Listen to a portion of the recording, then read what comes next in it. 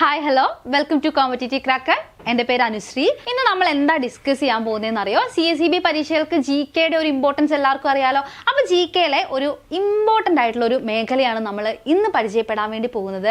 നിങ്ങൾക്കറിയാം, കേരള ജോഗ്രഫീൻ്റെ ഭാഗം നമുക്ക് റിപ്പീറ്റഡ് ആയിട്ട് ചോദ്യങ്ങൾ, പല രീതിയിൽ ചോദ്യങ്ങൾ വരുന്നുണ്ട്. കേരള ജോഗ്രഫിയിൽ തന്നെ ഇമ്പോർട്ടൻ്റ് ആയിട്ടുള്ള ഒരു ഏരിയയാണ് റിവേഴ്സ് എന്ന് പറയുന്നത്. അപ്പോൾ നമ്മൾ ഇന്ന് റിവേഴ്സ് ഓഫ് കേരളത്തിലെ പ്രധാനപ്പെട്ട നദികളെ ഒന്ന് പരിചയപ്പെടാൻ വേണ്ടി പോവുകയാണ്. അപ്പോൾ ഈ ഒരു ഭാഗം വളരെ ഇമ്പോർട്ടൻ്റ് ആണ്. ചോദ്യങ്ങൾ കൃത്യമായിട്ടും വരുന്ന ഒരു ഏരിയ കൂടിയാണ് റിവേഴ്സിൻ്റെത്. റിവേഴ്സും അതുമായി ബന്ധപ്പെട്ട ഡാമുകളും, ഇപ്പം ഇന്ത്യൻ റിവേഴ്സിൻ്റെ കാര്യമാണെങ്കിൽ ഇന്ത്യൻ നദികളും അതുമായി ബന്ധപ്പെട്ട ഡാമുകളിൽ നിന്നൊക്കെ ചോദ്യങ്ങൾ കണ്ടുവരുന്നുണ്ട്. അപ്പം നമുക്ക് ഇന്ന് എന്ത് ചെയ്യാം? റിവേഴ്സിന് നോക്കാം. റിവേഴ്സിൽ നമ്മൾ ആദ്യം പഠിക്കാൻ വേണ്ടി പോകുന്ന റിവർ എന്ന് പറയുന്നത് പെരിയാറാണ്. അപ്പോൾ പെരിയാർ റിവറിനെ പറ്റി പഠിക്കുന്നതിന് മുന്നേ നമുക്ക് കേരളത്തിലെ റിവേഴ്സിൻ്റെ ബേസിക് ആയിട്ടുള്ള കുറച്ച് കാര്യങ്ങൾ ആദ്യം പഠിക്കാം. 1974 നോട്ടിഫിക്കേഷൻ അനുസരിച്ചിട്ട് നമ്മുടെ കേരളത്തിൻ്റെ വാട്ടർ ചാനൽ എന്ന് പറയുന്നത്, അതായത് 15 കിലോമീറ്ററിൽ കൂടുതൽ നീളമുള്ള വാട്ടർ ചാനലുകളെയാണ് നമ്മൾ എന്തെന്ന് വിളിക്കുന്നത്? നദികൾ എന്ന് വിളിക്കുന്നത്. അപ്പോൾ ആദ്യം പഠിക്കേണ്ട പോയിന്റ് കിട്ടിയില്ലേ? 15 കിലോമീറ്ററിൽ കൂടുതലുള്ള വാട്ടർ ചാനലുകളെ നമ്മൾ എന്തെന്ന് വിളിക്കും? അത്തരത്തിലുള്ള 15 കിലോമീറ്ററിൽ കൂടുതലുള്ളവയാണ് നമ്മൾ നദികളായിട്ട് കണക്കാക്കുള്ളൂ. അപ്പോൾ കേരളത്തിലെ നദികൾ എന്ന് പറയുന്നത് എത്ര നീളം? ബേസിക്കായിട്ട് ഏറ്റവും കുറഞ്ഞത് 15 കിലോമീറ്റർ ഉണ്ടായിരിക്കണം. 15 കിലോമീറ്റർ കൂടുതലുണ്ടെങ്കിൽ മാത്രമേ അവയെ നമ്മൾ എന്തെന്ന് വിളിക്കുള്ളൂ? നദികൾ എന്ന് വിളിക്കുള്ളൂ. ടോട്ടൽ കേരളത്തിൽ എത്ര നദികളുണ്ട്? എല്ലാവർക്കും അറിയുന്ന കാര്യമാണല്ലേ. ടോട്ടൽ 44 നദികളാണ് നമുക്കുള്ളത്. ഈ 44 നദികളിൽ 3 എണ്ണം എങ്ങോട്ടാണ് ഒഴുകുന്നത്? 3 എണ്ണം ഒഴുകുന്നത് ഈസ്റ്റിലേക്കാണ്. ബാക്കി 41 എണ്ണം എങ്ങോട്ട് ഒഴുകുന്നു? വെസ്റ്റിലേക്ക് ഒഴുകുന്നു. ഇതൊക്കെ ബേസിക് ആയിട്ടുള്ള കാര്യങ്ങളാണ്. ആർക്കെങ്കിലും അറിയില്ലെങ്കിൽ പഠിച്ചു വെക്കുക. അറിയുന്നവർ എന്ത് ചെയ്യുക? റിവിഷനായിട്ട് കരുതിക്കോളുക കേട്ടോ. ഓക്കെ, ഇനി നമുക്ക് ഞാൻ പറഞ്ഞു 15 കിലോമീറ്ററിൽ നീളത്തിൽ കൂടുതലുള്ളവയാണ് നമ്മൾ നദികളായിട്ട് കണക്കാക്കുന്നതെന്നല്ലേ. അങ്ങനെയാണെങ്കിൽ കേരളത്തിലെ 11 നദികൾക്ക് എന്തുണ്ട് എന്നറിയോ? 11 നദികൾക്ക് 100 കിലോമീറ്ററിൽ കൂടുതൽ എന്തുണ്ട്? 100 കിലോമീറ്ററിൽ കൂടുതൽ നീളമുണ്ട് കേട്ടോ. അതും കൂടി നിങ്ങൾ പഠിച്ചു വെക്കുക. ഓക്കെ, 11 നദികൾക്കാണ് 100 കിലോമീറ്ററിൽ കൂടുതൽ നീളമുള്ളത്. അങ്ങനെയാണെങ്കിൽ നമ്മുടെ കേരളത്തിലെ നോർത്തേൺ മോസ്റ്റ് റിവർ ഏതാണെന്നറിയോ? അതായത് കേരളത്തിലെ ഏറ്റവും വടക്കേ അറ്റത്തുള്ള നദി ഏതാണെന്നറിയോ? അത് നമ്മുടെ സ്വന്തം മഞ്ചേശ്വരം പുഴയാണ്. മഞ്ചേശ്വരം റിവറാണ് കേരളത്തിലെ നോർത്തേൺ മോസ്റ്റ് റിവർ എന്ന് പറയുന്നത്.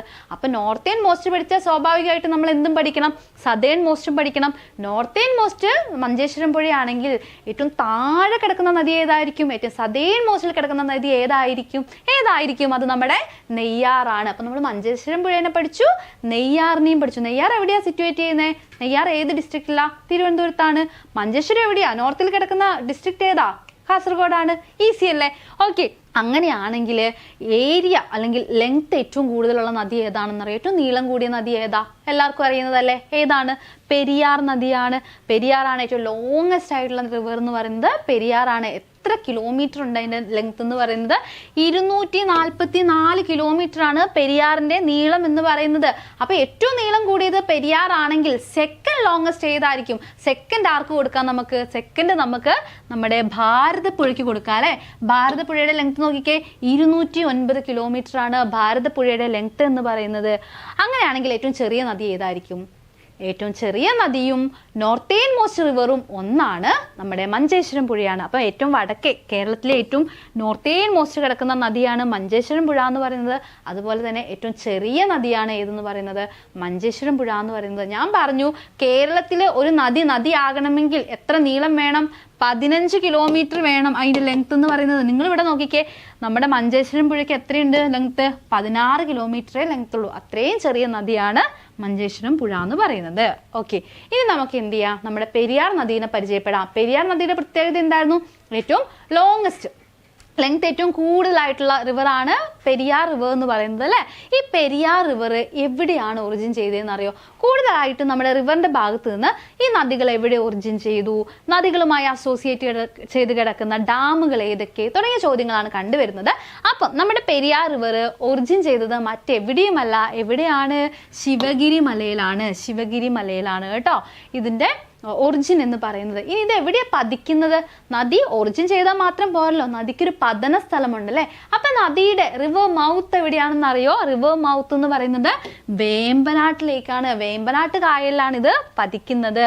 ഇനി നമ്മുടെ ഈ പെരിയാർ നദി ഏതൊക്കെ ജില്ലകളിൽ കൂടി ആയിരിക്കും ഒഴുകുന്നത്? ഇടുക്കിക്കാർക്കും എറണാകുളംകാർക്കും അറിയാം അല്ലെ.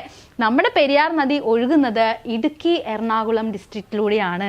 ഓക്കെ, കേരളത്തിലെ ഏറ്റവും ലോങ്സ്റ്റ് റിവർ ആയിട്ടുള്ള പെരിയാർ റിവർ ഒഴുകുന്നത് എവിടേക്കാണ്? ഇടുക്കി എറണാകുളം ഡിസ്ട്രിക്റ്റിൽ കൂടിയാണിത് ഒഴുകുന്നതെന്ന് മനസ്സിലാക്കി വെച്ചോളുക. ഇനി നമ്മൾ പറഞ്ഞു നീളം കൂടിയ നദിയാണ്. നീളം കൂടിയ നദി മാത്രമല്ല, ഏറ്റവും കൂടുതൽ വെള്ളം ഉൾക്കൊള്ളുന്ന, ഏറ്റവും കൂടുതൽ ജലം ക്യാരി ചെയ്യുന്ന നദി കൂടിയാണ് ഏതെന്ന് പറയുന്നത്? നമ്മുടെ പെരിയാർ നദി എന്ന് പറയുന്നത്. അതുകൊണ്ട് തന്നെ പെരിയാർ നദി ഏത് പേരിലാണ് അറിയപ്പെടുന്നതെന്നറിയോ?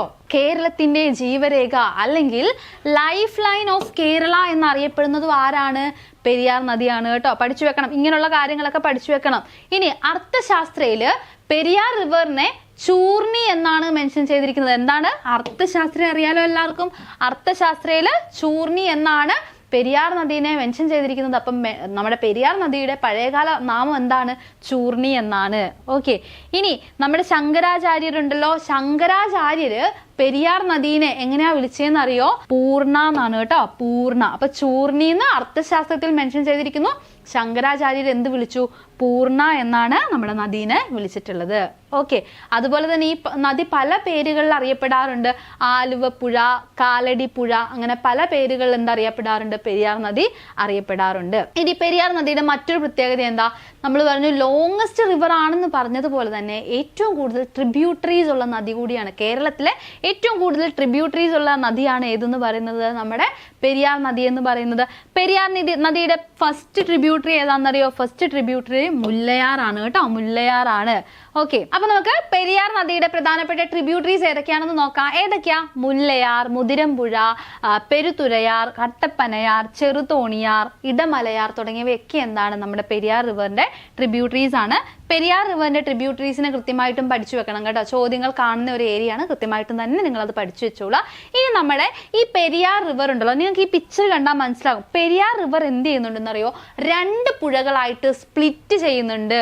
ഒന്ന് മംഗലം പുഴയായിട്ടും അതുപോലെ തന്നെ മാർത്താണ്ഡപ്പുഴ, ഇതാണ് മാർത്താണ്ഡപ്പുഴ. മാർത്താണ്ഡപ്പുഴയായിട്ടും എന്ത് ചെയ്യുന്നുണ്ട്? നമ്മുടെ ഈ 2 റിവേഴ്സ് സ്പ്ലിറ്റ് ചെയ്യുന്നുണ്ട്. എവിടെ വെച്ചിട്ടാ? ആലുവയിൽ വെച്ചിട്ട്. അപ്പൊ നിങ്ങൾക്ക് ആലുവയിൽ വെച്ചിട്ട് നിങ്ങൾക്ക് ഈ ഒരു സ്പ്ലിറ്റ് ഒക്കെ വേണമെങ്കിൽ നിങ്ങൾക്ക് കാണാൻ വേണ്ടി സാധിക്കും.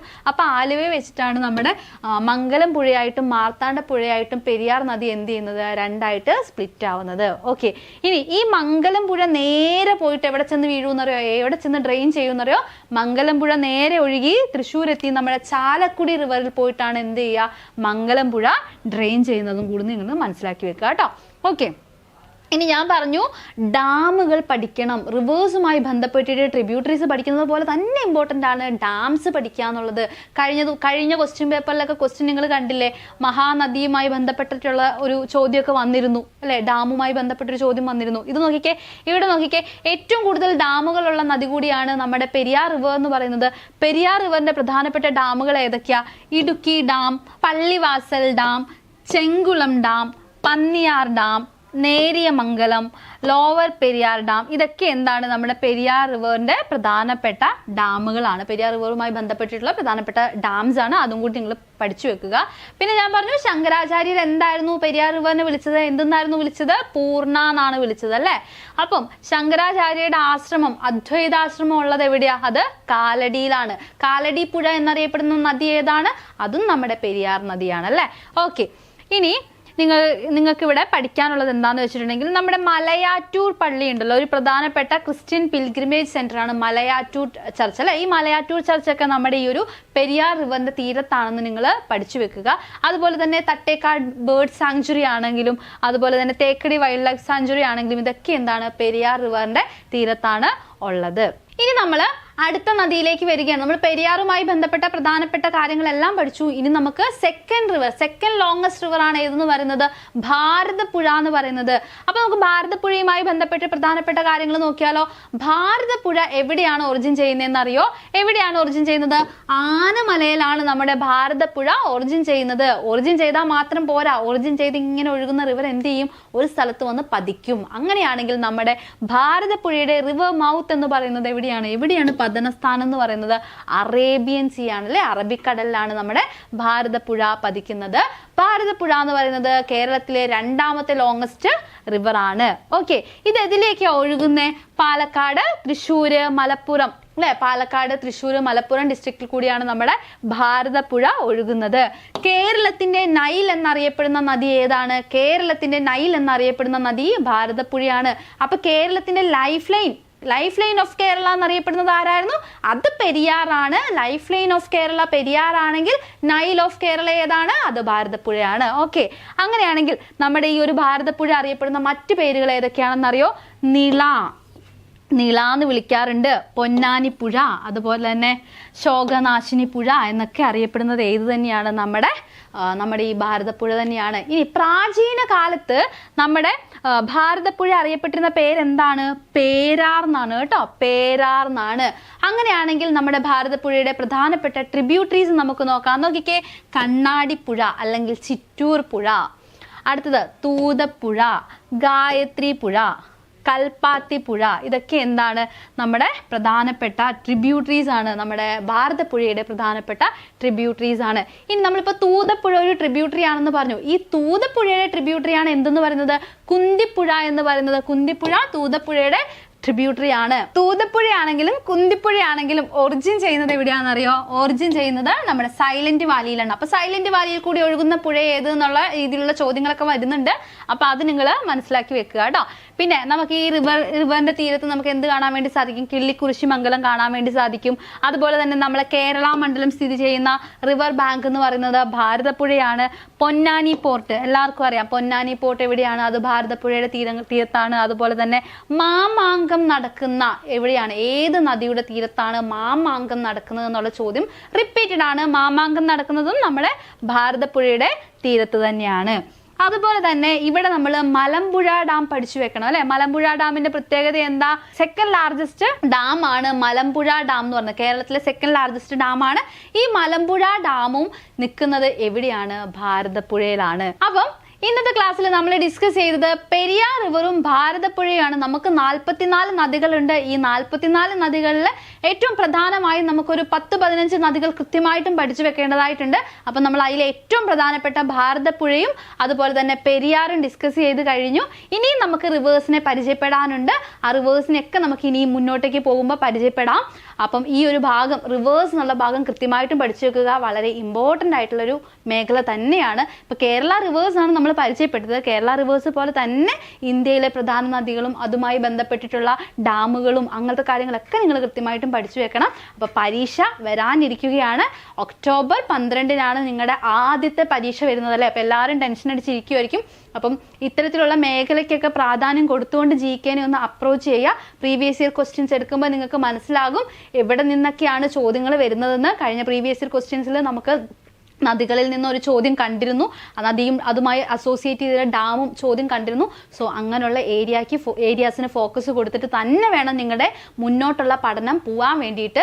അപ്പം ഞാൻ പറഞ്ഞു നമ്മുടെ എക്സാം വരാനിരിക്കുകയാണ്. അപ്പം നിങ്ങൾക്ക് പഠനം നിങ്ങളെ ഒന്ന് എളുപ്പമാക്കാൻ വേണ്ടിയിട്ട്, നിങ്ങളെ ഹെൽപ്പ് ചെയ്യാൻ വേണ്ടിയിട്ടും, നിങ്ങളെ ഈ ഒരു പരീക്ഷയ്ക്ക് കൂടുതൽ പ്രിപ്പയർഡ് ആക്കാൻ വേണ്ടിയിട്ടും CC എന്ത് ചെയ്തിട്ടുണ്ട്? നിങ്ങൾക്ക് വേണ്ടിയിട്ട് ഒരു ബൂസ്റ്റർ ബാച്ച് ആരംഭിച്ചിട്ടുണ്ട്.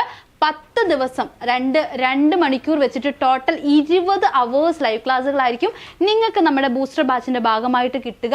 ഈ ഒരു ബാച്ചിലേക്കുള്ള അഡ്മിഷനും കാര്യങ്ങളും ഒക്കെ ആരംഭിച്ചിട്ടുണ്ട്. അപ്പം 2 മണിക്കൂർ ഒരു ദിവസം 2 മണിക്കൂർ ലൈവ് ക്ലാസ്സുകൾ വെച്ച് ടോട്ടൽ 20 മണിക്കൂറും കൊണ്ട് നിങ്ങളുടെ ഈ ഒരു എക്സാമിന് വേണ്ട പോർഷൻസ് എല്ലാം കവർ ചെയ്ത് നിങ്ങളെ എക്സാം ഹാളിലേക്ക് വളരെ കോൺഫിഡൻസോട് കൂടിയിട്ട് നയിക്കാൻ വേണ്ടിയിട്ടാണ് നമ്മൾ ഈ ഒരു ബാച്ച് സ്റ്റാർട്ട് ചെയ്തിരിക്കുന്നത്. അപ്പോൾ നിങ്ങൾക്ക് ആർക്കെങ്കിലും ഈ ഒരു ബാച്ചിന്റെ ഭാഗമാകാൻ ആഗ്രഹിക്കുന്നുണ്ടെങ്കിൽ തീർച്ചയായിട്ടും താഴെ കാണുന്ന നമ്പറിൽ കോൺടാക്ട് ചെയ്യുക. അപ്പോൾ ഇതുപോലുള്ള യൂസ്ഫുൾ വീഡിയോസുമായിട്ട് നമുക്കിനി വീണ്ടും കാണാം. താങ്ക്